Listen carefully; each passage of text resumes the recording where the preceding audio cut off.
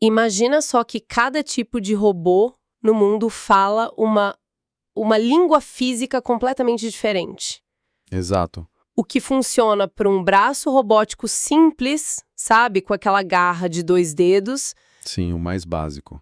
isso é completamente incompreensível para uma mão humanoide super complexa. É como se um falasse latim e o outro mandarim. Não tem conversa. Exatamente. E essa, assim, tem sido uma das maiores barreiras para a gente criar robôs que sejam realmente inteligentes, versáteis.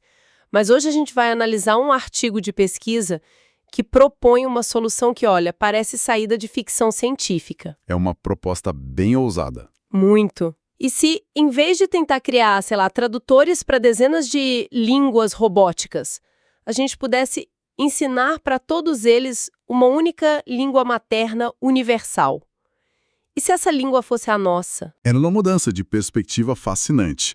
A gente está mergulhando hoje num artigo que foi publicado em 20 de janeiro de 2026 pela equipe Bing Beyond. Sobre um modelo de IA chamado Bing H.5. Isso, a nossa missão aqui é desvendar como eles estão usando essa imensidão de vídeos de interações humanas como uma espécie de pedra de roseta para a robótica, sabe? Entendi. Vamos explorar por que a escala dos dados é a peça-chave e como isso levou a resultados que, olha, surpreenderam até mesmo os pesquisadores. Certo. Vamos começar pelo problema, então. O artigo descreve isso de uma forma muito clara, com um conceito que eles chamam de abismo físico. Sim, é um bom termo. A ideia é que os modelos de IA para robôs, hoje, os VLAs, né, modelos de visão, linguagem, ação, eles são como falantes monolíngues. Perfeito. São brilhantes num tipo específico de corpo robótico. Mas se você tenta transferir essa inteligência para um corpo diferente, ela simplesmente desmorona. Exatamente. O artigo levanta uma questão central, que é como inteligência robótica pode dominar uma nova plataforma com dados limitados, do mesmo jeito que um humano aprende uma língua minoritária. E o que é interessante aqui são as duas causas fundamentais desse abismo. A primeira é assim, a mais óbvia, a escassez de dados. Modelos de linguagem como o GPT são treinados com trilhões de palavras da internet. Uma quantidade absurda de dados. Em robótica, não existe nada nem remotamente parecido com esse volume de dados de demonstração para a maioria das plataformas. E a segunda causa, eu imagino, seja a variedade de corpos. A tal da heterogeneidade morfológica, como eles chamam. Precisamente, as diferenças físicas são imensas. A cinemática de um braço, os limites de força de um motor, a velocidade com que o sistema de controle opera. Tudo muda. Tudo muda drasticamente de um robô para o outro. E aí é que surge um problema técnico que é devastador, chamado desvio de distribuição. Ok. Pensa num modelo treinado numa garra simples que só tem duas ações, abrir e fechar. Certo. Agora, você coloca ele no controle de uma mão com 5 dedos e 16 articulações. O modelo, ele entra em colapso. Ele não sabe o que fazer com todas essas novas opções de movimento, é isso? É pior que isso. Ele tenta aplicar as regras simples dele num sistema complexo. E as trajetórias de movimento que ele gera começam a derivar para fora do que é fisicamente possível. Nossa. O artigo descreve isso de forma bem vívida. O robô começa a tentar executar movimentos instáveis, impossíveis. É como tentar usar as regras gramaticais do portunhol para escrever um romance de Machado de Assis, sabe? Boa analogia. A estrutura fundamental não se sustenta e o resultado é incompreensível e disfuncional. Ok. O abismo é real e é profundo. Então, qual é a ponte que eles propõem para atravessar esse abismo? É aqui que a ideia de uma língua materna universal entra em jogo, certo? Exato. Eles propõem uma mudança de paradigma com 2 pilares. O primeiro é o que eles chamam de aprendizado centrado no humano. Certo. A ideia é tratar a imensa biblioteca de vídeos de interações humanas, tipo pessoas cozinhando, montando móveis, fazendo artesanato, como a língua franca do mundo físico. E por quê? Porque, embora os corpos dos robôs sejam diferentes, todos eles operam sob as mesmas leis da física que nós. O movimento humano, em toda a sua variedade, oferece um vasto repositório de senso comum físico. Entendi. Em vez de focar nas diferenças mecânicas dos robôs, eles focam na física universal que governa qualquer interação com objetos. Mas isso me parece um salto gigantesco. Um vídeo de alguém fazendo um sanduíche parece, sei lá, um mundo de distância dos dados precisos que um robô precisa. Sim. Como eles conseguem sequer começar a fazer essa ponte? Parece tentar aprender engenharia assistindo a um programa de culinária. Essa é a objeção perfeita. E nos leva direito ao segundo pilar, que é a inovação técnica que torna o primeiro pilar viável. Que é? A criação de um espaço de ação unificado. Se o aprendizado com humanos é a filosofia, o espaço de ação unificado é a engenharia por trás dela. Espera, vamos desempacotar isso. Espaço de ação unificado. Então eles não estão só criando um tradutor. Não. Eles estão tentando inventar o Esperanto para robôs. Uma língua universal que todos os futuros robôs poderiam, em teoria, nascer falando. É uma forma justa de colocar. É uma analogia excelente. Pense nisso como uma gramática universal para o movimento. Uma gramática? É. Essa gramática, ela desacopla a intenção funcional como pegar uma maçã com cuidado, da articulação mecânica específica de cada robô. O modelo aprende a física da pegada cuidadosa, não os graus exatos de rotação do motor do robô A ou do robô B. Ele alinha as diferentes morfologias. Então um robô complexo, para qual existem poucos dados de treinamento, pode aprender com as milhares de horas de dados de um robô mais simples. Exato. E ambos podem aprender com as milhões de horas de dados humanos. Tudo é traduzido para essa gramática comum. Exatamente. Se a gente conectar isso ao quadro geral, o espaço de ação unificado é o que evita o que o artigo chama de interferência do espaço de ação. Que era o problema de antes. Era. Antes, se você misturasse dados de robôs diferentes, o modelo ficava confuso e o desempenho de todos piorava. Era um caso clássico de muitos cozinheiros estragam a sopa, sabe? Certo. Agora, com essa gramática universal, cada nova fonte de dados enriquece o entendimento do modelo sobre a física do mundo, em vez de confundi-lo com uma nova sintaxe mecânica. A teoria é brilhante. Mas para ensinar uma língua universal, você precisa de uma biblioteca gigantesca. Uma biblioteca de Alexandria para o movimento. Exato. E é aqui que os números do artigo me chamaram a atenção. Fala um pouco sobre o dataset que eles construíram, o Unirand 2.0. É aqui que o projeto passa de uma ideia inteligente para um feito monumental de engenharia de dados. O Unihands 2.0 é a receita de pré-treinamento para o Bing H0.5. Pera um pouco, eu anotei os números aqui. Mais de 35 mil horas de dados, 400 milhões de amostras, 120 bilhões de tokens de treinamento. É absurdo. Isso é um aumento de 200 vezes em relação ao dataset anterior deles.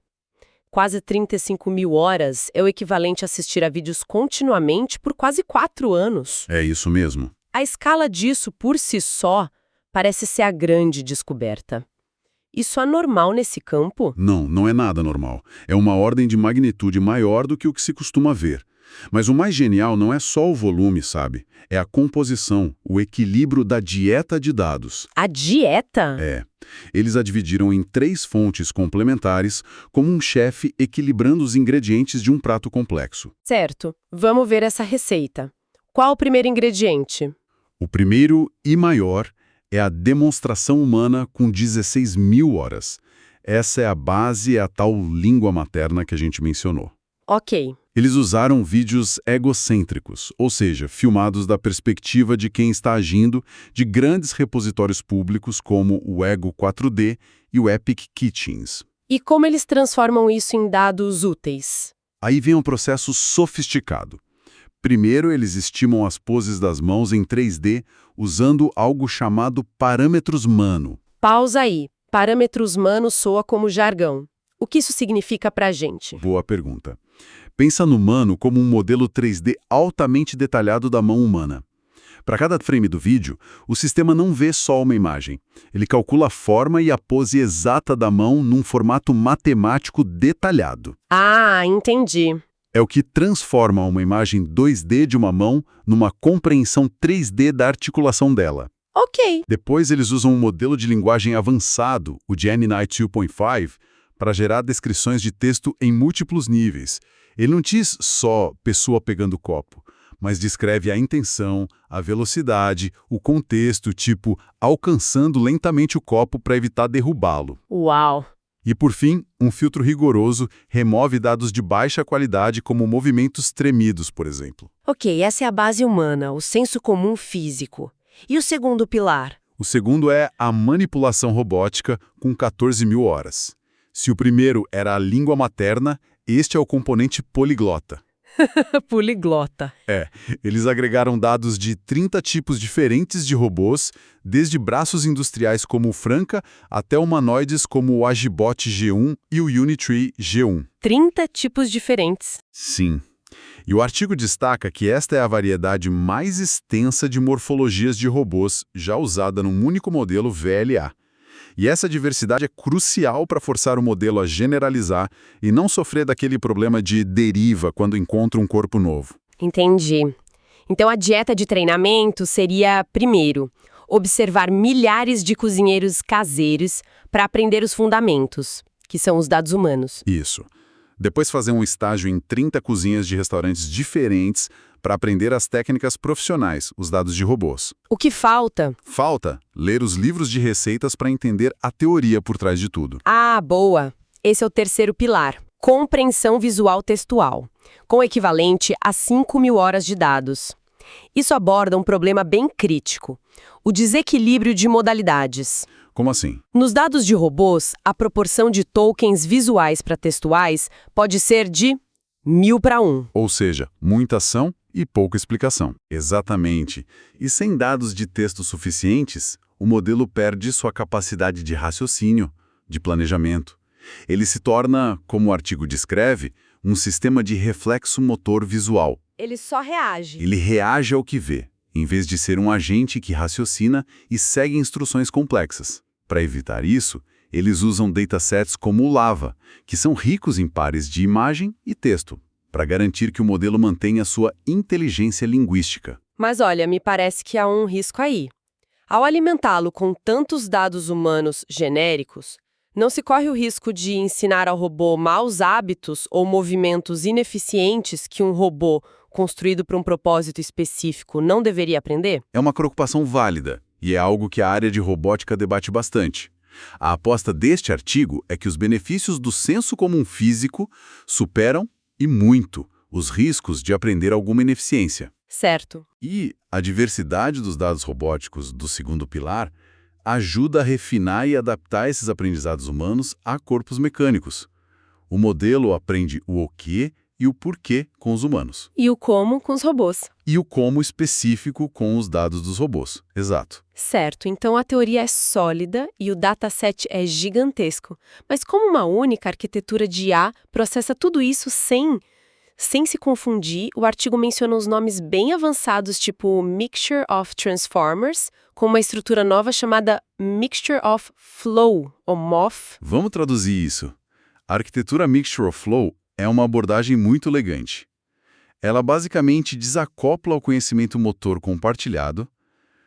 Pensa em primitivas de movimento como alcançar, pegar, girar. Ok, os verbos básicos. Isso. Ela desacopla isso de módulos especialistas que entendem as particularidades de cada corpo robótico. Espera, deixa eu ver se eu entendi. Então, o MOF é como ter um gerente geral para um time de esportes que conhece as regras do jogo e as estratégias gerais. Sim. Esse é o conhecimento compartilhado. E depois ter um técnico especializado para cada jogador que conhece as forças, fraquezas e o estilo único dele. Seria isso. Essa é uma analogia perfeita. O gerente geral entende a física do ato de arremessar uma bola, mas o técnico especialista sabe exatamente como o braço daquele jogador específico funciona para obter o melhor resultado. Genial. Isso permite que o modelo aprenda com todos, sem misturar as particularidades. Genial. E os outros nomes que eles citam para a estabilidade no mundo real? Manifold Preserving Gating e Universal Async Chunking. Soam como feitiços? Eles são para lidar com o caos do mundo real. Manifold Preserving Gating. Ele ajuda o modelo a se manter estável mesmo quando os sensores do robô são imprecisos ou ruidosos. Basicamente, ele ensina o modelo a confiar nos instintos dele ou no que ele aprendeu em situações ideais quando a percepção do mundo real está ambígua. Isso evita que ele faça correções bruscas e instáveis. É um filtro de não entre em pânico. Exato. E o outro? O Universal Async Chunking. Esse é o que permite que um único cérebro opere corpos com reflexos e ritmos distintos. Robôs diferentes enviam dados e recebem comandos em velocidades e com atrasos diferentes. Certo, latências diferentes. Exatamente. Esse mecanismo garante que o modelo processe informação de forma fluida para todos eles, sincronizando um cérebro de alta velocidade com múltiplos corpos que podem ser mais lentos. Ok, então a arquitetura é robusta, mas aqui é onde o pneu encontra a estrada. Tudo isso funcionou? Quais foram os resultados? Funcionou e muito bem. O modelo atingiu o estado da arte, o SOTA, em benchmarks de simulação. Fez 98,9% de sucesso no Libero e 53,9% no Robocasa, que são ambientes de teste virtuais bem desafiadores. Resultados impressionantes. E, mais importante, superou significativamente outros modelos de ponta em 5 plataformas de robôs fisicamente distintas no mundo real. No mundo real. Sim, mas o resultado mais importante, a verdadeira revelação, foi algo que eles nem esperavam totalmente. Um fenômeno que eles chamaram de transferência zero-shot emergente em nível de corporificação. Uau, essa frase é um trava-línguas. O que isso significa, assim, em português claro? Significa que o modelo generalista, treinado em várias plataformas, conseguiu realizar tarefas num robô, para as quais ele não tinha recebido nenhum dado de treinamento específico naquele robô. Como assim? Por exemplo, ele foi treinado para empilhar blocos com o robô A e para limpar um quadro branco com o robô B. Ok. Depois, sem nenhum dado novo, eles pediram ao robô B para empilhar blocos. E ele conseguiu. Isso é impressionante. Então, ele aprendeu a ideia de empilhar blocos, não apenas os movimentos específicos do braço do robô A para fazer isso? Precisamente. O conceito se tornou independente do corpo. E esse não é o santo graal da robótica geral. É um passo gigantesco em direção a ele. Isso mostra que o modelo não está só memorizando padrões, mas construindo uma compreensão abstrata da tarefa que pode ser transferida entre corpos diferentes. É como aprender a tocar piano e, por causa disso, descobrir que você tem uma habilidade inesperada para tocar órgão mesmo sem nunca ter sentado em frente a um. Exato. Os teclados são parecidos, mas a mecânica é totalmente diferente. É uma analogia fantástica. E aponta para um caminho muito mais prático para escalar a inteligência robótica. Em vez de ter que coletar dados caros e demorados para cada nova tarefa em cada novo robô, Você tem um modelo fundamental. isso, você tem um modelo que aprende o conceito da tarefa e o aplica a novos corpos com muito poucos, ou, neste caso, nenhum exemplo adicional. Então, o que tudo isso significa? Se a gente pudesse resumir a grande história aqui, seria o uso de uma quantidade absurda de vídeos de humanos como uma língua materna universal, Sim, para ensinar um único cérebro de IA a controlar muitos corpos de robôs diferentes, finalmente superando essa barreira da tradução física entre máquinas. exatamente. É uma prova de que a escala e a diversidade de dados, quando estruturadas da maneira certa, podem levar a habilidades emergentes que parecem um passo genuíno em direção à inteligência geral. Incrível. E isso nos leva a um pensamento final para reflexão. Se eles resolveram o problema das mãos e braços, qual é o próximo passo? O corpo inteiro. Essa é a questão provocadora. O artigo se concentra na manipulação, em mãos e braços. Mas o conceito de uma língua materna física aprendida com humanos é muito mais amplo. Certo. O que acontece quando essa mesma abordagem de aprendizado centrado no humano for aplicada não apenas à manipulação, mas à locomoção de corpo inteiro em robôs humanoides? Será que a gente poderia ensinar um robô a andar, correr ou até mesmo dançar, simplesmente fazendo ele observar milhares de horas de movimento humano? Isso poderia abrir a porta não apenas para robôs que realizam tarefas, mas para uma forma de inteligência física verdadeiramente encarnada, capaz de se expressar e se mover no mundo de uma maneira muito mais rica, fluida e, quem sabe, até graciosa do que vemos hoje.